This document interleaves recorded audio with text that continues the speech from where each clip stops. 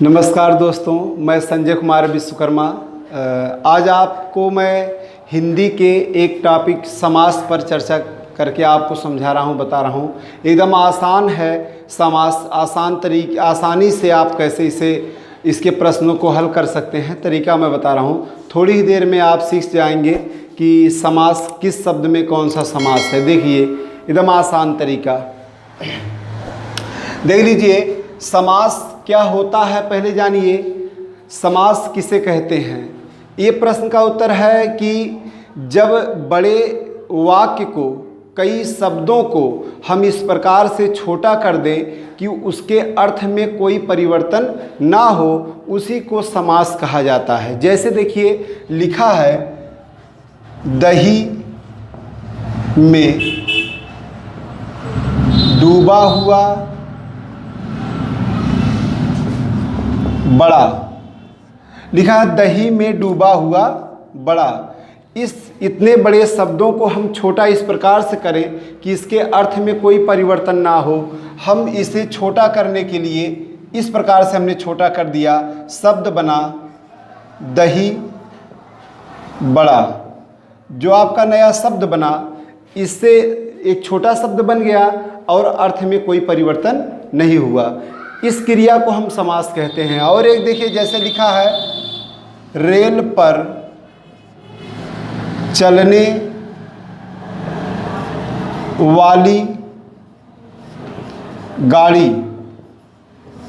इतना बड़ा वाक्य है, इसे इस प्रकार से छोटा किया जाए कि इसके अर्थ में परिवर्तन ना हो। इसके लिए हमने एक शब्द छोटा बनाया, जैसे इसे हटा दिए, शब्द बना रेल गाड़ी।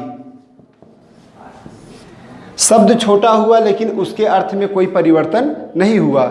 इसी क्रिया को समास कहा जाता है। इसके लिए आसान देख लीजिए आगे क्या कैसे है।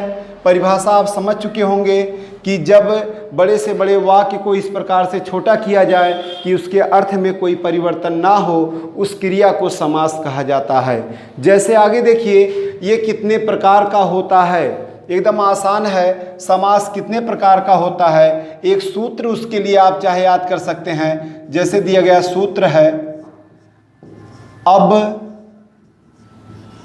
तक दा। सूत्र दिया गया अब तक दा। इसे आप आसानी से याद कर सकते हैं। जैसे लिखा गया आ से आपका है अव्ययी भाव समास, आ से अव्ययी भाव समास। उसके बाद बा से आपका है बहुव्रीहि समास। उसके बाद ता से आपका है तत्पुरुष समास। का से है आपका कर्मधारय समास। उसके बाद दा से आपका है एक है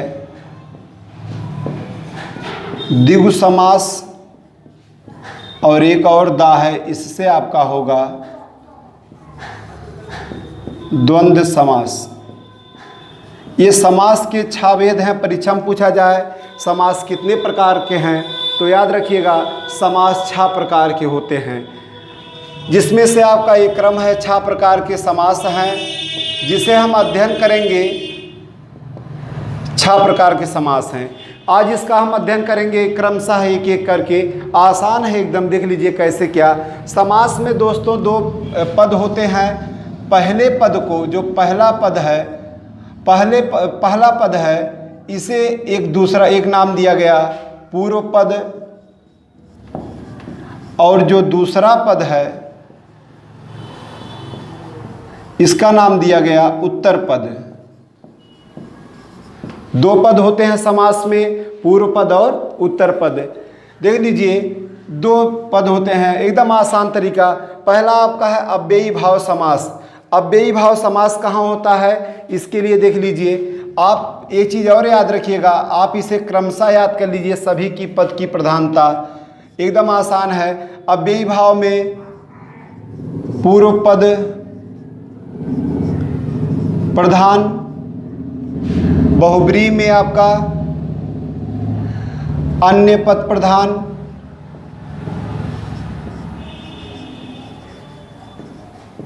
और तत्पुरुष, कर्मधारय और द्विगु, इन तीनों में आपका उत्तर पद प्रधान। और उसके बाद एक बचा आपका द्वंद्व समास, जिसमें दोनों पद प्रधान।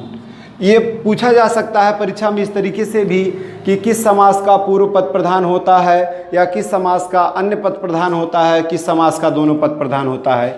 इसे आप क्रमशः याद रखिएगा। ये आप याद रखें, केवल 3 समास ऐसे हैं जिनका उत्तर पद प्रधान है, तत्पुरुष, कर्मधारय और द्विगु, और बाकी सभी का अलग अलग है। पहले का पूर्व पद प्रधान है, बहुब्रीहि का अन्य पद प्रधान है, और द्वंद्व समास का दोनों पद प्रधान होता है। अब देखिए क्रमशः हम एक पहले का अध्ययन करते हैं, जिसका नाम है अव्ययी भाव समास। देख लीजिए, एकदम आसान है। कैसे है इसमें, देखिए अव्ययी भाव समास, इसका परिभाषा आप सुने होंगे, पढ़े होंगे। लिखा जाता है इसका परिभाषा, जिस सामासिक पद का पूर्व पद प्रधान हो और वह अव्यय भी हो। जिस सामासिक पद का पूर्व पद प्रधान हो और वह अव्यय भी हो। अव्यय क्या होता है? अव्यय, ध्यान दीजिएगा, वह शब्द होता है जिस शब्द में लिंग, वचन, कारक के अनुसार कोई परिवर्तन ना किया जा सके, उस शब्द को अव्यय शब्द कहते हैं। एकदम आसान। कौन सा अव्यय होता है? अव्यय क्या होता है? जिस शब्द में हम लिंग, वचन, कारक के अनुसार कोई परिवर्तन ना कर पाएँ, उसे हम अव्यय, उस शब्द को अव्यय शब्द कहते हैं। और जिस समास का पूर्व पद प्रधान हो और वह अव्यय भी हो, उसे कौन समास कहेंगे? अव्ययी भाव समास कहा जाता है। जैसे देखिए, उदाहरण के लिए और आसान करने के लिए आप समझ लीजिए, जिसमें पूर्व पद, एकदम और आसान हो जाएगा आपके लिए, जिसमें पूर्व पद उपसर्ग हो। क्यों? क्योंकि जितने उपसर्ग हैं सभी अव्यय होते हैं। इसलिए आप याद रखिएगा, जिस सामासिक पद का, जिस समस्त पद का पहला पद उपसर्ग हो, वह अव्ययी भाव समास में आएगा। जैसे लिखा गया प्रतिदिन। प्रतिदिन समस्त पद है प्रतिदिन। यहाँ देखिए 2 पद है, एक लिखा है प्रति और दूसरा लिखा है दिन। तो हम यहाँ देखते हैं प्रति जो है यह एक उपसर्ग है और अव्यय शब्द है, इसलिए यहाँ कौन समास होगा? अव्ययी भाव समास होगा। और प्रधानता किसकी है? प्रति की, पूर्व पद की प्रधानता है कि दिन कितने दिन की बात कही गई, प्रतिदिन की बात कही गई, इसलिए ये कौन समास होगा? अव्ययी भाव समास। समास विग्रह होगा हर एक दिन। और जैसे आगे लिखा गया आजन्म। यहाँ 2 पद है, पहला है आ, दूसरा है जन्म। जिस परिभाषा बताया गया, जिस समास में पूर्व पद प्रधान हो, वह अव्यय हो या वह उपसर्ग हो, वहाँ पर अव्ययी भाव समास होगा। तो यहाँ 2 पद है, पूर्व पद और उत्तर पद। यहाँ पूर्व पद एक उपसर्ग है, अव्यय है और प्रधान भी है, इसलिए यहाँ कौन समास होगा? अव्ययी भाव समास होगा। इसका समास विग्रह होगा जन्म पर्यंत। जन्म पर्यंत। आगे जैसे लिखा गया, और अव्ययी भाव समास और कहाँ होता है? ध्यान दीजिएगा। और जब समस्त पद का, जो सामासिक पद है, दोनों पद समान अर्थ देने लगे, जब दोनों पद समान अर्थ बताने लगे, अर्थ देने लगे, तो वहां पर भी अव्ययी भाव समास होता है। जैसे लिखा गया अपने। 2 पद है, पूर्व पद और उत्तर पद। तो यहाँ आप देख रहे हैं दोनों पद एक ही अर्थ दे रहे हैं, अपने माने अपने और अपने माने भी अपने। जब दोनों पद समान अर्थ देने लगे तो वहाँ पर भी अव्ययी भाव समास होता है। लक्षण तो आप देख रहे होंगे द्वंद्व समास का, लेकिन द्वंद्व में दोनों अलग अलग अर्थ बतलाते हैं, जबकि अव्ययी भाव समास में दोनों समान अर्थ बतलाते हैं। तो यहाँ अव्ययी भाव समास होता है। समास विग्रह होगा इसका अपने ही अपने, अपने ही अपने। और दिया गया जैसे हाथों हाथ। दो पद है हाथ और हाथ। जब दोनों पद समान अर्थ दे रहे हो अव्ययी भाव समास, समास विग्रह हो जाएगा हाथों ही हाथ में। यहाँ अव्ययी भाव समास, दोनों समान अर्थ दे रहे हैं। अव्ययी भाव समास एकदम आसान है। अव्ययी भाव समास कहाँ होगा, याद रखिएगा आसान तरीका, जब सामासिक पद में पहला पद अव्यय हो, प्रधान हो और या पहला पद उपसर्ग हो तो वहाँ पर अव्ययी भाव समास होगा। जैसे प्रति उपसर्ग है, आ उपसर्ग है और कई आपके प्रत्येक में प्रति उपसर्ग है। कई ऐसे मिलेंगे आपके जहाँ पर पहला पद उपसर्ग हो और वह अव्यय हो, प्रधान हो, वहाँ अव्ययी भाव समास होता है। और दोनों पद जब समान अर्थ देने लगे तो वहाँ पर भी अव्ययी भाव समास होता है। उसके आगे देखिए दूसरा आपका बहुब्रीहि समास, एकदम आसान है। बहुब्रीहि समास में क्या होता है, इसमें बताया गया कौन सा पद प्रधान होता है। इसमें एक अन्य पद प्रधान होता है, अन्य पद प्रधान होता है। यानी दोनों पद की कोई प्रधानता ना हो करके दोनों पद मिलकर जब एक तीसरे पद की तरफ संकेत करते हो तो उसे हम बहुब्रीहि समास कहते हैं। जैसे उदाहरण के लिए लिखा गया लंबोदर। दो पद है लंबा और उदर। यहाँ देखिए लंबा माने बड़ा होता है, उदर माने पेट होता है, लेकिन दोनों का शाब्दिक अर्थ ना लेकर दोनों पद मिलकर एक तीसरे शब्द की तरफ संकेत कर रहे हैं। इसका समास विग्रह होगा लंबा है उदर जिसका, अर्थात तीसरा पद क्या बना, संकेत किया तीसरे पद की तरफ, अर्थात हो गया गणेश। दोनों पद मिलकर जब तीसरे पद गणेश की तरफ संकेत कर रहे हैं यहाँ पर, इसलिए यहाँ पर कौन समास होगा, बहुब्रीहि समास होगा। और उदाहरण देखिए जैसे लिखा गया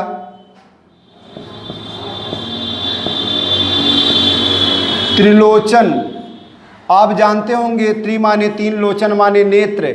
जब तीन नेत्र कहा गया दोनों पद का शाब्दिक अर्थ ना लेकर दोनों पद मिलकर एक तीसरे पद की कल्पना करें, तीसरे पद की तरह संकेत करें तो उसे हम बहुब्रीहि समास कहते हैं। तो यहाँ दोनों पद मिलकर तीन है नेत्र जिसके, अर्थात किसे, शिव, इसलिए आपका ये कौन समास है, बहुब्रीहि समास। और जैसे लिखा गया पंकज। यहाँ दो पद है, एक है पंक दूसरा है जा। पंक माने कीचड़, जा माने उत्पन्न, लेकिन दोनों का अर्थ ना लेकर एक तीसरा अर्थ दोनों मिलकर एक तीसरे शब्द की तरफ संकेत करते हैं जिसका नाम है कमल। पंक में है जिसका जन्म, अर्थात कमल, इसलिए यहाँ पर भी कौन समास होगा, बहुब्रीहि समास। आगे देखिए, इसके लिए आप याद रखिएगा जितने देवताओं से संबंधित उदाहरण हैं, जितने देवताओं से संबंधित उदाहरण है, जितने देवताओं से संबंधित उदाहरण आपको मिलेंगे सभी आपके बहुब्रीहि समास में आएंगे। याद रखिए जितने देवताओं के पर्यायवाची हैं सभी बहुब्रीहि समास में आएंगे। आसान तरीका याद रखिएगा। उसके बाद देखिए अगला है तत्पुरुष समास, जिसमें किस पद की प्रधानता होती है, उत्तर पद, जिसमें उत्तर पद की प्रधानता होती है। इसके लिए आपको एक तरीका, तत्पुरुष समास एक बड़ा समास है। इसमें क्या होता है, तत्पुरुष समास जब सामासिक पदों के बीच, सामासिक पद जैसे क्या है, एक है पूर्व पद और दूसरा है उत्तर पद, जब इसी पदों के बीच कारक चिन्ह का लोप हो, किसका लोप हो, कारक चिन्हों का लोप हो, तो वहाँ पर तत्पुरुष समास होगा। कारक चिन्ह आपको बताए होंगे, हिंदी में 8 कारक होते हैं जिसमें 2 छोड़कर, एक कर्ता कारक छोड़ दीजिए और आखिरी वाला संबोधन को छोड़ दीजिए, बाकी जितने कारक हैं सभी तत्पुरुष समास के भेद होते हैं। तो कहाँ होगा तत्पुरुष समास, जब दोनों पदों के बीच किसका लोप हो, कारक चिन्हों का लोप हो, तो वहाँ पर तत्पुरुष समास होगा और इसमें उत्तर पद की प्रधानता होती है। तो इसके 6 भेद हो जाते हैं। तत्पुरुष समास के 6 भेद होते हैं, जिसमें पहला है कर्म तत्पुरुष। कर्म तत्पुरुष एकदम आसान है। कर्म तत्पुरुष कहाँ होगा, जहां पर जब सामासिक पदों के बीच, दोनों पदों के बीच कर्म कारक के चिन्ह, इसका चिन्ह है को, कर्म कारक के चिन्ह को का लोप हो, तो उसे हम कौन समास कहेंगे? कर्म तत्पुरुष समास कहेंगे। जैसे लिखा गया मोक्ष प्राप्ति, मोक्ष प्राप्ति लिखा गया, मोक्ष प्राप्ति, समास विग्रह होगा मोक्ष को प्राप्ति, मोक्ष को प्राप्ति, यानी दोनों पदों के बीच क्या निकला? को। जब दोनों समासिक पदों के बीच किसका लोप था? को का। को किसका चिन्ह है? कर्म कारक का चिन्ह है, इसलिए यहां आपका कर्म तत्पुरुष समास होगा। और देखिए जैसे लिखा गया सरलागत, सरलागत, दो पद हैं शरण और आगत, दोनों के बीच लोप किसका है? समास विग्रह में देखिए लिखा है शरण को आगत, यहां आपका को निकला, दोनों पदों के बीच किसका लोप था? को का, जो कर्म कारक का चिन्ह है, इसलिए आपका यहां कौन समास होगा? कर्म तत्पुरुष समास होगा। एकदम आसान है। इसी प्रकार से आगे देखिए आप, दूसरा आपका है, दूसरा लिखा गया कर्ण तत्पुरुष समास, कर्ण तत्पुरुष समास। इसमें देखिए एकदम आसान है। कर्ण तत्पुरुष समास कहाँ होता है? जब एकदम उसी प्रकार से जैसे आप कर्म तत्पुरुष देखे थे, वो ठीक उसी प्रकार से है कि जब सामासिक पदों के बीच कर्ण कारक के चिन्ह, इसका चिन्ह है के द्वारा या एक है से, जब सामासिक पदों के बीच के द्वारा या से का लोप हो, तब उसे हम कर्ण तत्पुरुष समास कहते हैं। जैसे लिखा गया, उदाहरण के तौर पे लिखा गया बाणाहत, शब्द है बाणाहत, दो पद है, एक है बाण, दूसरा है आहत, दोनों शब्द के बीच लोप किसका है? समास विग्रह होगा बाण से आहत।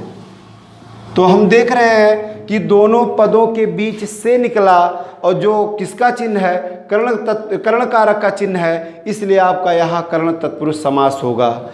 और आगे देखिए जैसे लिखा गया, और एक चीज आपको बताया गया होगा कि अंग विकार, जब अंग विकार हो तो तृतीया विभक्ति में होती है, और तृतीया विभक्ति यानी कर्ण कारक होता है। जैसे लिखा गया नेत्रहीन, तो यहाँ अंग विकार की बात की गई, तो अंग विकार के कारण ये तृतीया विभक्ति कर्ण कारक में आएगा, तो यहाँ समास विग्रह होगा नेत्र से हीन, समास चिन्ह आपको मिला कर्ण कारक का, इसलिए आपका कर्ण तत्पुरुष समास। अगला देखिए, इसके बाद अगला है आपका तीसरा संप्रदान तत्पुरुष समास, संप्रदान तत्पुरुष।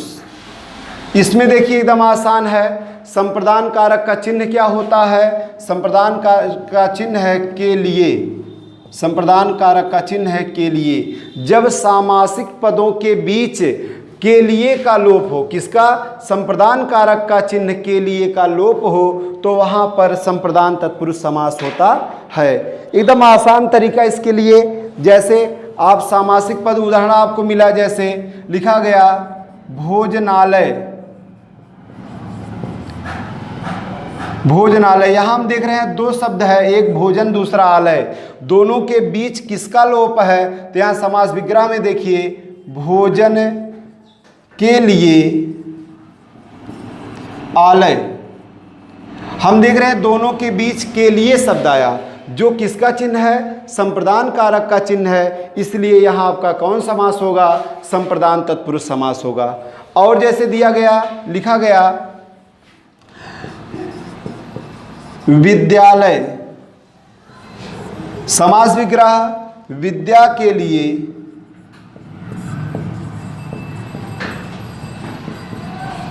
आलय। एकदम आसान है, दोनों पदों के बीच के लिए का लोप था, इसलिए यहाँ आपका कौन समास होगा? संप्रदान तत्पुरुष समास होगा। एकदम आसान तरीका है। और उसके बाद देखिएगा अगला है आपका, अगला है अपादान तत्पुरुष, अपादान तत्पुरुष। इसमें देखिए कहाँ होता, परिभाषा वही है जो आप अब तक पढ़ते चले आए कि जब सामासिक पदों के बीच पूर्व पद और उत्तर पद के बीच में अपादान कारक का चिन्ह, इसका चिन्ह है से, लेकिन कब, जब अलगाव हो, अलगाव के रूप में हो, कोई अलग हो रहा हो कहीं से, वहाँ के जो से प्रयोग होगा तब वहाँ पर आपका अपादान तत्पुरुष समास होता है। परिभाषा है जब सामासिक पदों के बीच अपादान कारक के चिन्ह से का लोप हो तो वहाँ पर अपादान तत्पुरुष समास होता है। उदाहरण के लिए जैसे देखिए लिखा गया धर्म भ्रष्ट, दो पद है धर्म और भ्रष्ट, दोनों समास विग्रह कीजिए, हो जाएगा धर्म से भ्रष्ट। तो आप देख रहे हैं से आया लेकिन अलगाव में धर्म से व्यक्ति अलग हो गया, इसलिए यहाँ आपका समास होगा अपादान तत्पुरुष समास। और जैसे लिखा गया रोग मुक्ति, दो पद हैं रोग और मुक्ति, दोनों के बीच किसका लोप है, समास विग्रह करके देखिए, लिखा गया रोग से मुक्ति। यहां देख रहे हैं से जो अपादानी, व्यक्ति रोग से अलग हो रहा, मुक्ति छुटकारा पा रहा है, इसलिए यहां अपादान तत्पुरुष समास होगा। अगला देखिएगा आप, अगला पांचवा है, पांचवा आपका संबंध तत्पुरुष। संबंध तत्पुरुष एकदम आसान है। देखिए संबंध तत्पुरुष कहाँ होता है, एकदम परिभाषा वही है कि जब सामासिक पदों के बीच संबंध कारक का चिन्ह, इसका चिन्ह है का, की, के या ना, नी, ने, और है रा, री, रे, यानी इन चिन्हों में से किसी का भी लोप हो तो वहाँ पर आपका संबंध तत्पुरुष समास होगा। उदाहरण के लिए जैसे देखिए लिखा गया राजपुत्र, राजपुत्र समास विग्रह होगा, दोनों दो पद है राज और पुत्र, समास विग्रह किए तो निकला राजा का पुत्र, तो दोनों के बीच निकला का जो किसका चिन्ह है, संबंध कारक का चिन्ह है, इसलिए यहाँ आपका संबंध तत्पुरुष समास होगा। उसके बाद एक और देखिए लिखा गया राज वैद्य, दो पद हैं राज और वैद्य, तो समास विग्रह करेंगे तो हो जाएगा राज यानी राजा का वैद्य। अगर यही होता राज्य वैद्य